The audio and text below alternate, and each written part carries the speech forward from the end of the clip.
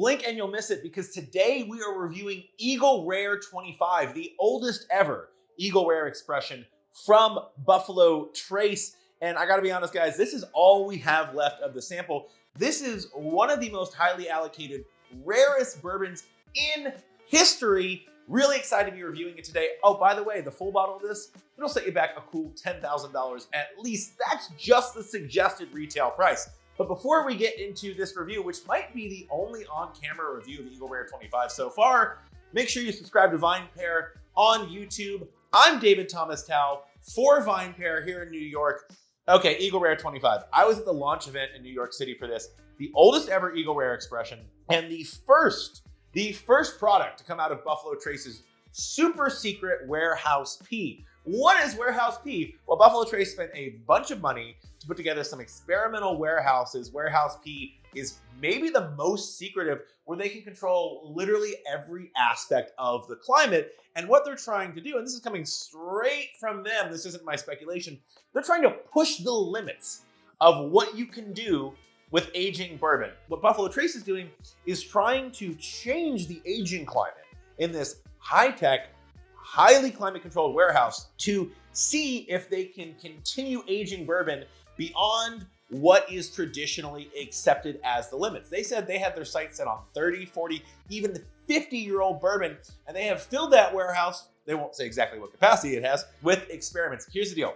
We already know Double Eagle Very Rare is a 20-year version of Eagle Rare. What they did was they took some of that Double Eagle Very Rare at 20 years, and they moved it to Warehouse P in 2018. And for the next 5 years, it aged in that highly climate-controlled environment. And they said the goal was, during that additional aging period of 5 years, to bind to the tannins in the barrel so that the end product was not a tannic, soupy, over-oaked mess, but something really delicious and maybe even surprisingly light and bright.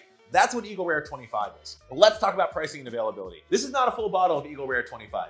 They didn't send those out to review because the starting price, the suggested retail price, is $10,000. It will almost certainly be much more than that, because this is an ultra uber premium bourbon meant for the premium market.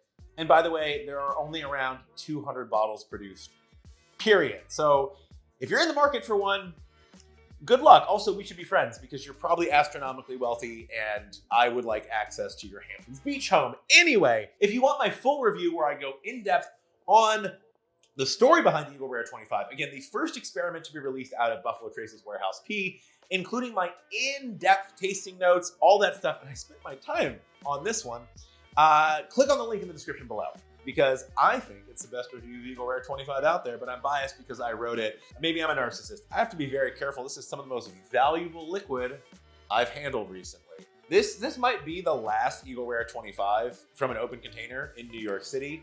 And now we wait for 5 minutes, as we do with all VinePair reviews. Consistency, folks. Let's nose this incredibly rare bourbon, which, by the way, comes in at 101 proof. This is a 25-year bourbon, and I've had more really old bourbons than the average person. I'm lucky, I'm a professional, I'm grateful. This doesn't smell like any of them. This is light. This is orange zest over cranberry sauce, and then raspberry. Oh my God. Red, ripe raspberry, just a little bit of like bitterness on the nose, not in a bad way. Raspberry chocolate. You ever had like a raspberry chocolate bar? One of my go-tos. Yeah, like shaved dark chocolate with raspberry sauce.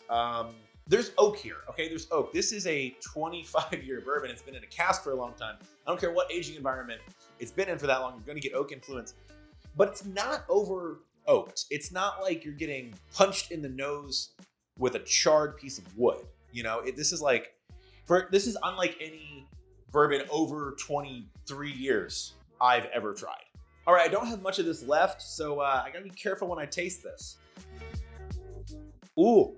This is floral. I mean, like, it's bright, it's floral. Oh, there's like this tea element, like an Earl Grey tea. It's really interesting, actually, like a slightly sweetened tea.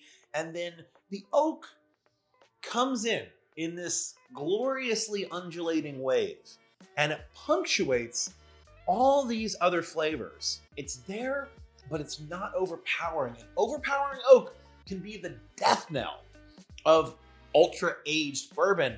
Oh, there's spice too, but it's kind of on the upper palate, which is uncommon, at least as far as notes I get. The mouth feels light. This is 101 proof. If I have one critique of this bourbon, and I mean, I am splitting hairs, it's that I would have loved this at 110 proof, but I say that about a lot of 101 proof bourbons. Look, the thing is, this is an experiment in what you can do with highly aged bourbon, and can you approach it differently? Can you lean into the brightness, the lightness, the fruit, the sweetness, instead of the oak taking over? It's tough to call it anything but a success. That finish is, for 101 proof, that is long. The oak is more pronounced on the finish, okay? The oak is restrained on the nose and the palate in an impressive way. That's kind of the goal. It's long, it's long on the finish. But you know what, that finish is not getting bogged down in anything. There's a little bit of a like white pepper, and the raspberry I get on the finish, like you're just eating some ripe raspberries. Maybe you have a seed stuck in your teeth. You're still getting some of that element, some of those notes. I don't always finish all the samples when I review on camera. We are recording this at 11 a.m. Just to clarify, just to give you insight into my life. But I have to finish all of this because this is Eagle Rare 25. That is just a different bourbon. This is a unique product. I gave Eagle Rare 25 there's still a few drops here. I give Eagle Rare 25 one of the highest scores I've ever given a whiskey for VinePair, 98 points. There's nothing I don't like about this. It's an experiment. It sticks the landing. I don't know if there's such thing as a perfect bourbon. Have I had bourbons I liked more? Yeah, I have. I've had bourbons I like more. But for what this is a very, very, very successful first release from Warehouse P. 98 points. I enjoyed this immensely. It's a little tough to describe how enjoyable this was. And here's the problem, it's so drinkable. It's so light and refreshing relative to the oak influence that I could drink a lot more of this.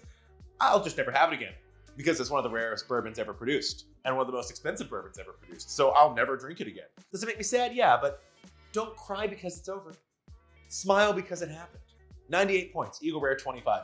I want to know what you think about ultra premium, highly aged bourbons. And if you're looking forward to any more experiments coming out of Buffalo Trace's experimental, super secretive warehouses. Until then, I'm Thomas Tao. Let me know what you think in the comments below. Thank you for tuning in.